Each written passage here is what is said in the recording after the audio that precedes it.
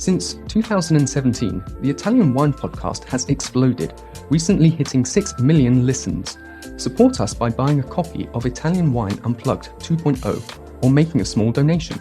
In return, we'll give you the chance to nominate a guest and even win lunch with Stevie Kim and Professor Attilio Scienza.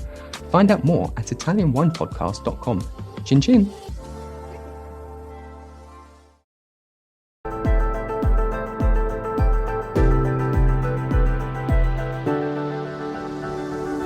Welcome to the Italian Wine Podcast. I'm Cynthia Chaplin, and this is Voices. Every Wednesday, I will be sharing conversations with international wine industry professionals, discussing issues in diversity, equity, and inclusion through their personal experiences working in the field of wine. If you enjoy the show, please subscribe and rate our show wherever you get your pods.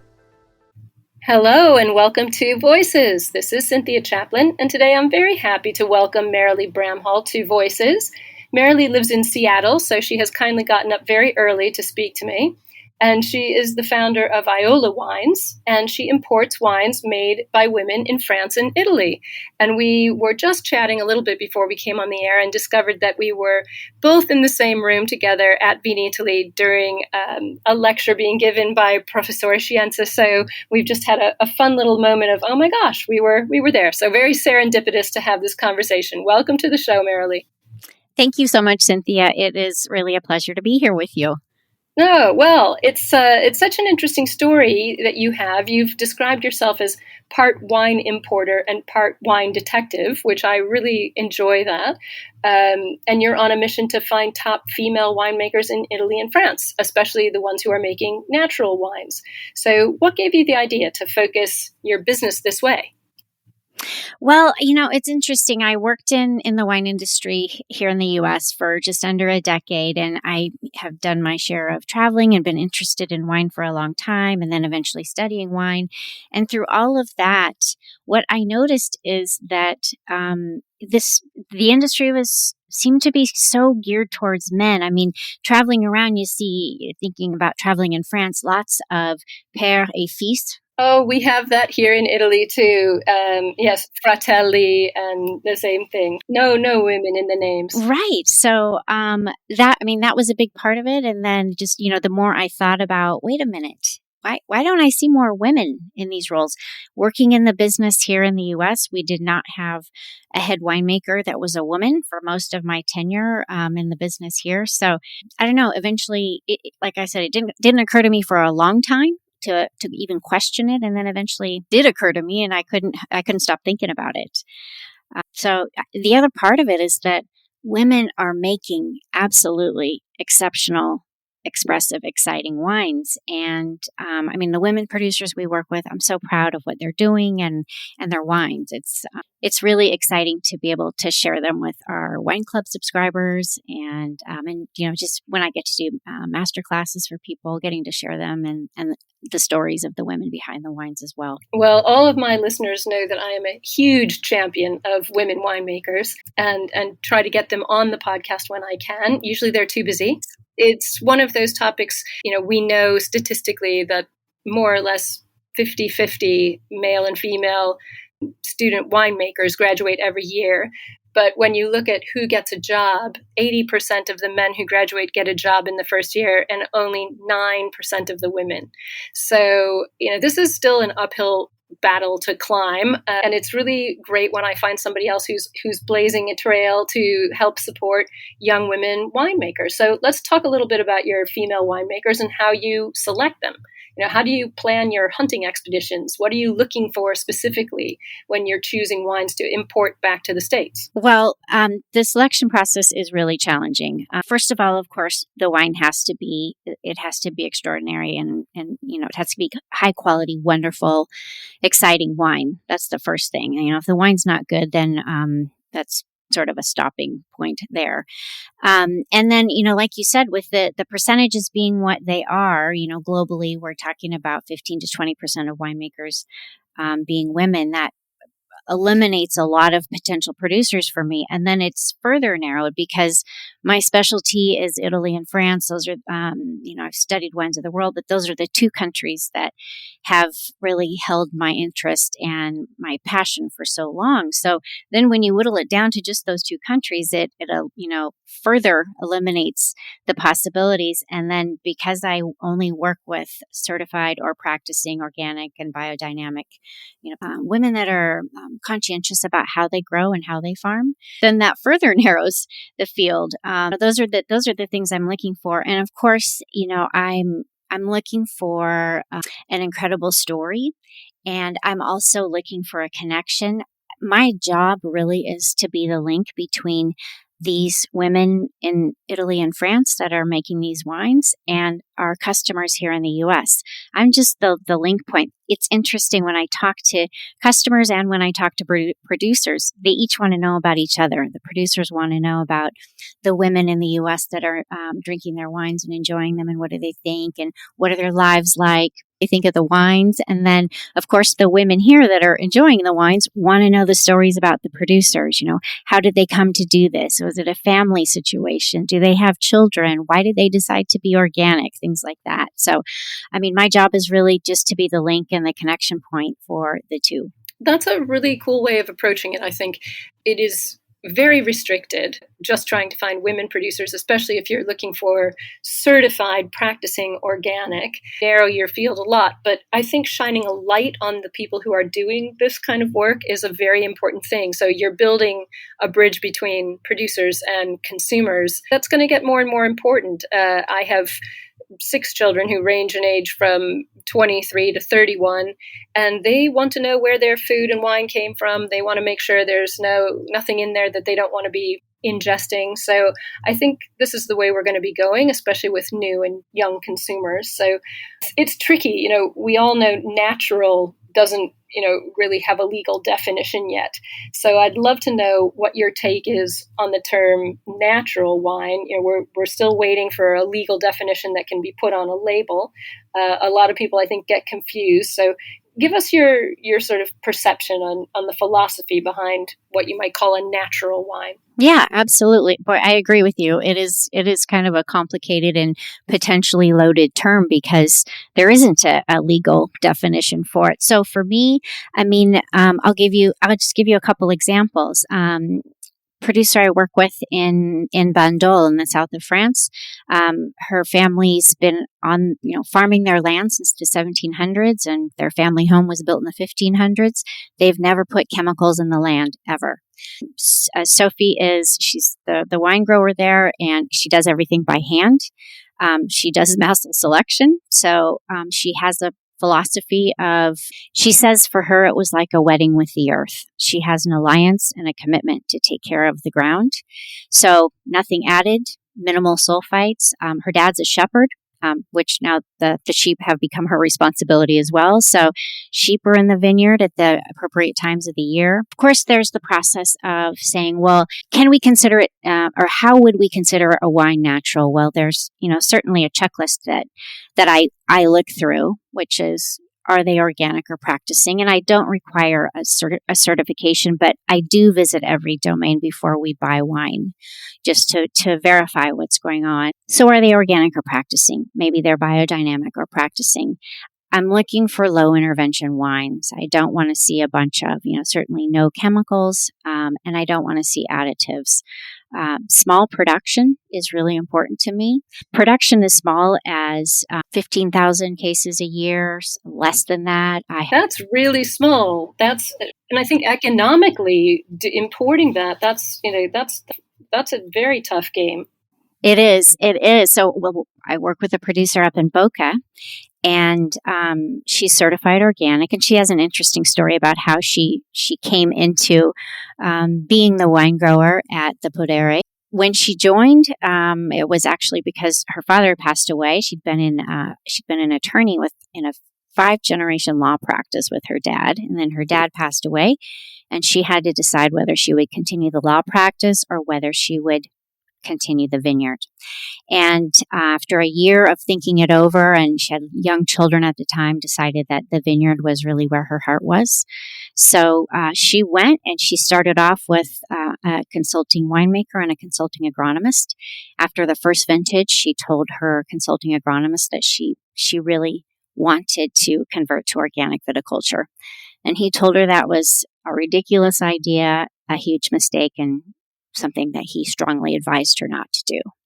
And so she fired him and proceeded to convert to organic viticulture. And she's a very low intervention wine grower. She's now working with UNESCO, doing a study with them to look at ways to increase butterfly habitat in the vineyards. So to me, that's very natural.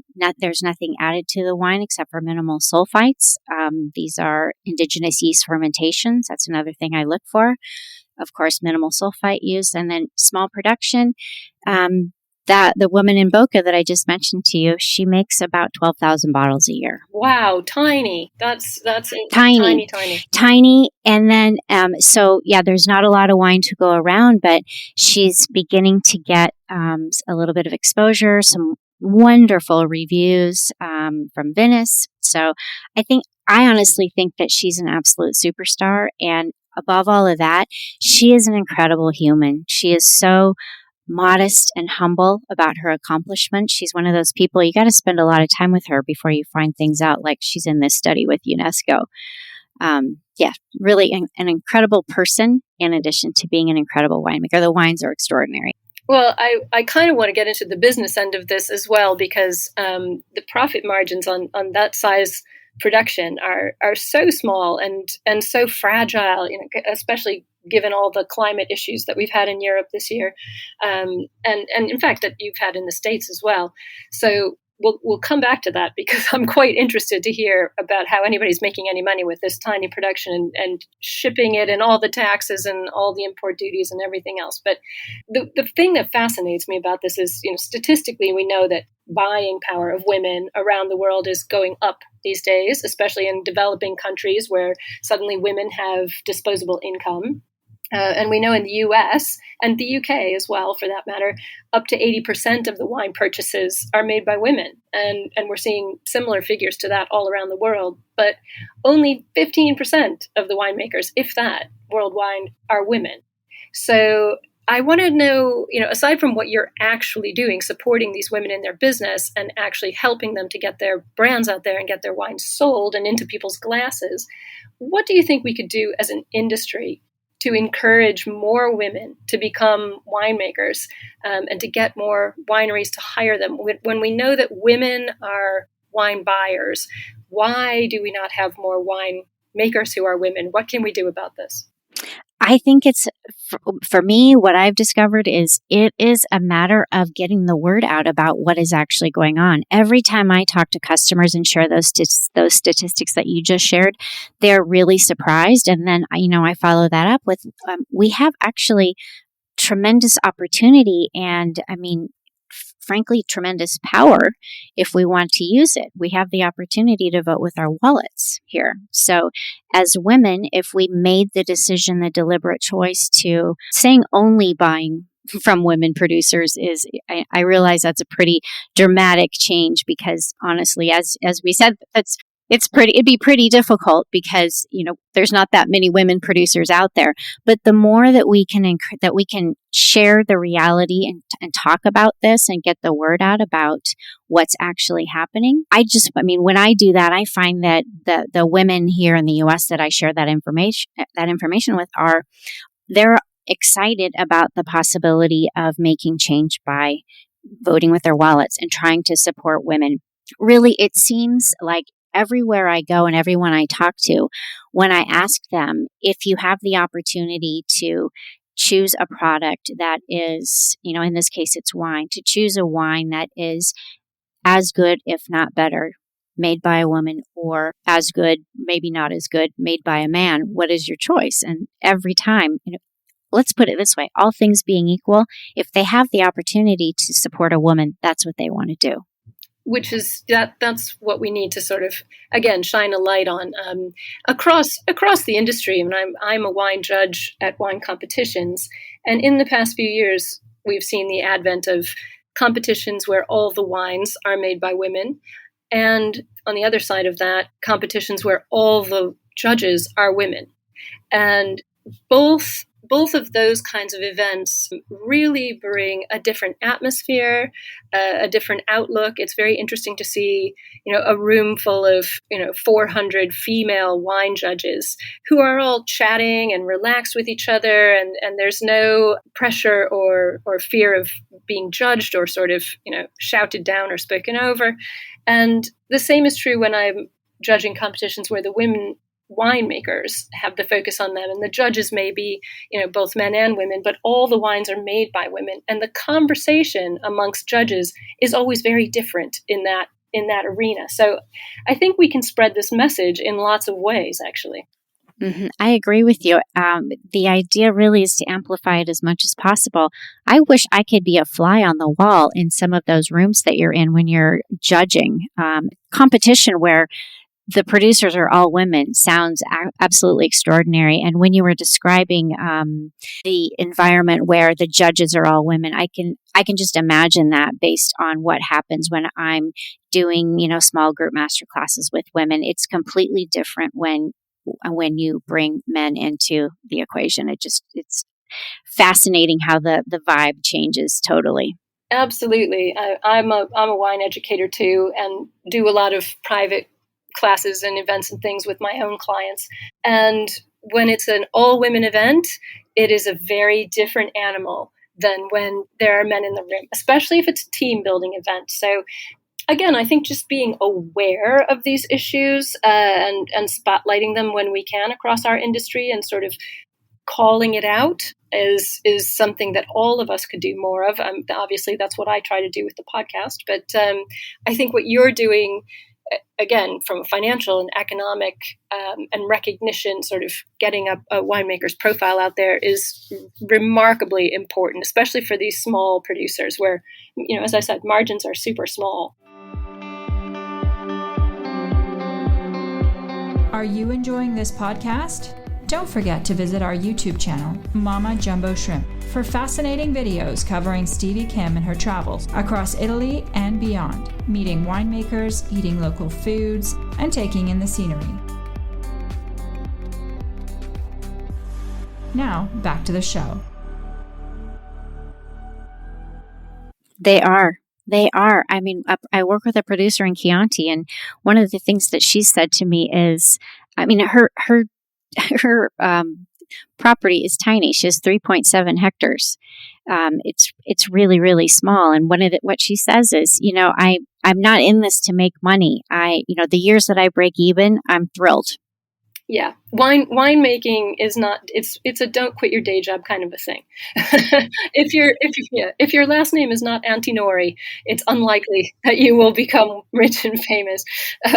But I think that's even more indicative of the spirit of these sorts of winemakers, women in particular, who are doing it out of love and passion and a real sympathy with what they're doing and a real vocation, if you will. But I want to talk about Iola Wines, your company, a little bit too. I know you named it after your grandmother, so tell us a little bit about your grandma Iola and how she inspired you. Oh my goodness. My grandmother was a huge part of my life. I was lucky to have her for a very long time, was with us till 2018. She was someone that had a gratitude practice that was real, and that's how she was a big part of raising me and helping me figure out the kind of person I wanted to be in the world.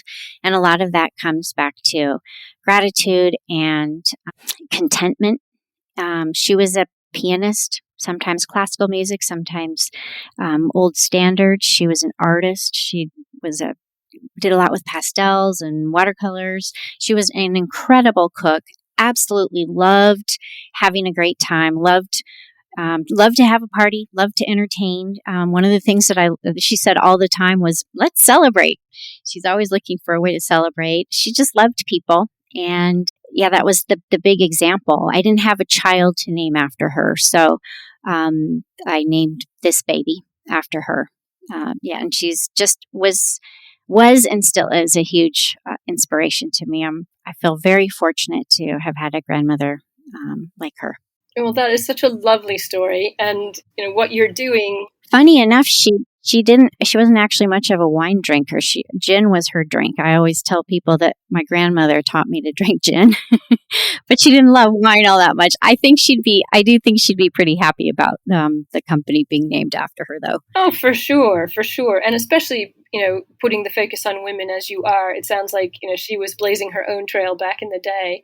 She was one of 7 sisters. Wow, that's amazing. Well, I have 4 daughters. I think raising young women is something that you must do carefully, and you have to keep your strength up.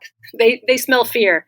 Right. Well, yeah, they do. And I mean, things have changed so much just, since I was a kid, and the mindset and mentality around what choices women have now, it's completely different. So I can imagine that wanting to make sure that you, they can smell fear, but also making sure that they understand that there's a big world out there and they need to prioritize what it is that they believe in and what they're passionate about.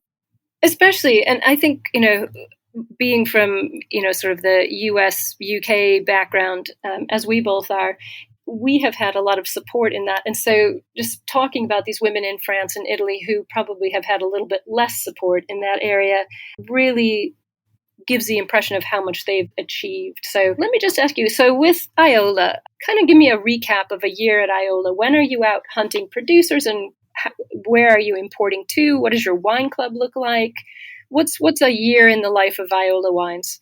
Oh my goodness, it's nonstop action. The first part of the year, I'm at trade events, and so that's usually January through April. There's 2 or 3 trade events sprinkled in, so it's usually 2 trips back and forth from Seattle to one to France and one to Italy. We're also at that time, kind of toward the end of the year and the early part of the year, we're looking at what wines we need to purchase, what kinds of wines we need to purchase for the upcoming year's wine clubs. And then I'm always on the hunt for new producers, making connections. It's crazy where connections come from. People hear about what I'm doing and they'll say, hey, I met this person. Maybe you'd like to meet them. So usually there's another trip at some point in the year where I'm going to visit producers. If it doesn't happen, if I meet them at a trade event, then if there isn't a chance to meet them while I'm there on that trip, then I'll return and meet them at their estate or their domain before we actually buy. And then, there's always, right now it's pretty new. We launched our website at the end of last year, December. So it's kind of an interesting story with Iola. Started in 2020 during COVID, because prior to that, I'd been importing and selling wholesale. And when COVID happened, I just had a big order, 4 or 5 or 6 pallets of wine, I can't remember, of wine arrive from France and Italy in February of 2020. And March 15th of 2020, I lost all of my restaurant customers in the same day. And I had no legal way to sell all that wine. And so that was when I decided, I've been thinking about this online direct-to-customer wine club thing. Maybe this is the time to give it a try. It's time to be creative, because I don't have a way to sell this wine. And at that point, we had no idea what was going to happen with the pandemic. So it took a while to get the right licensing. So it was really fall of 2020 when I started Iola Wines, really as just kind of a test. And it was a friend telling friend just here around Seattle. And then we've just grown from there and made the decision to really invest in this business because of, my belief and passion in it. And then what was happening when I was meeting people all through COVID, standing on their doorsteps, delivering wine to them and hearing their stories about when they went to Tuscany or when they went to Bordeaux, and how great it was to have me show up with sort of a bottle of memories for them that they could enjoy, during the pandemic. It just, kind of took off in an interesting way. So now we're shipping to several different states. We actually work with a fulfillment center now, so that specializing in wine storage and wine shipping, so that we're able to ship to Washington, Oregon, California, Florida, Colorado, and Wyoming, DC, and Minnesota. And we're hoping to be in New York soon. We'll see about that. Well, that's incredible growth. That's amazing what you've managed to do, first of all, in COVID and just in such a short period of time. It's only been 3 years, not even, sort of 2.5, really. So a lot of growth coming ahead. That sounds amazing. And I know that, we've talked about this a little bit, that you're a wine educator as well as an importer. What sort of trends are you seeing in wine education in the U.S. these days? You were saying you like to take wine classes. I'm going to have to talk to you about Vinitaly International Academy Italian Wine Ambassador course, which I think you should do. Oh my goodness, Cynthia, that has been a dream of mine for a while. But do you think the educational paths that are currently available out there are attractive and supportive for women? What would you like to see change and improve in wine education? Well, I'll tell you what. Most of the education I do is with consumers, so I'm not so much, technically I could be teaching the French Wine Scholar program through the Wine Scholar Guild, but I primarily, and I found that where my heart is with consumers and helping them, especially women, find that they do have a place here in the world of wine. It's open for anyone. There's no prerequisite to be involved in this world. All you have to do, I always tell people, is, if you are open to pleasure, enjoyment, and a little bit of hedonism, and if you're open to experimenting, then, the world of wine is open to you. So what I would love to see, and what I'm trying to do personally, is to help consumers step away from the sort of the long-held belief that what we do with wine is we talk about aromas and flavors, and for some people that is really difficult. It presents a big barrier and it keeps them out.